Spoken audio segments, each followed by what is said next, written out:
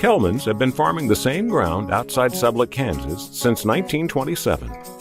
From Kelman Farms comes corn, wheat, sorghum, and soybeans, much of it irrigated, but also some raised on dryland fields. Because of a declining water table, however, this is a productive corner of Kansas destined for change. Meet Hayes Kelman, a commercial producer and a skilled distiller, taking this farm into its next generation. We're pulling out of the Ogallala Aquifer. We've been doing that for years and years. My grandpa would have been the first one to tap into the Ogallala. We've seen a decline in the levels of the Ogallala over the past, well, many years. Here recently, it's really been dropping off. So farmers out here are having to find out new ways to be more efficient with our water. As Hayes looked to diversify the family farm, cattle seemed an option. But then, the Kelman family enjoys a sip of good whiskey.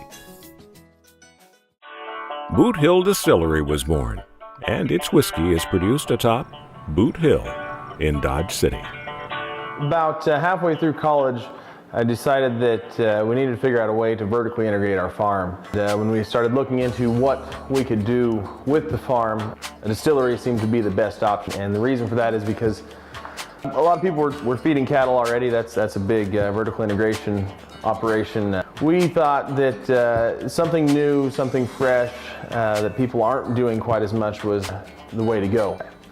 So once we had the idea to build the distillery, we needed to find a place to build that distillery. This building was built in 1927 as a municipal building, and so we sent in a proposal that we would take over the building and build a micro distillery in it. Our building is sitting on top of Boot Hill, and Boot Hill Cemetery was the cemetery that was in Dodge City back in Dodge City's heyday, whenever it was this wicked Wild West city.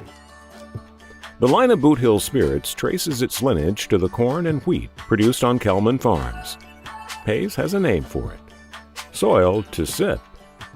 We take product from our farm here, what we like to call soil to sip. We turn our corn and wheat primarily into bourbon and vodka. At the moment, we're not using a large amount of our production. The small amount that we do use, we're turning into a large amount of value by turning it into distilled spirits. Hayes gave us a tour of his distillery. So once we grind the grain, we bring it inside through an auger into our mash tun, and the yeast is going to eat the sugars that we just created in the mash tun and excrete heat, CO2, and ethanol. This is a still. The distiller's beer that we just made in the fermenter is going to be pumped over into here. This will be heated up with steam, and whiskey is going to come out the end.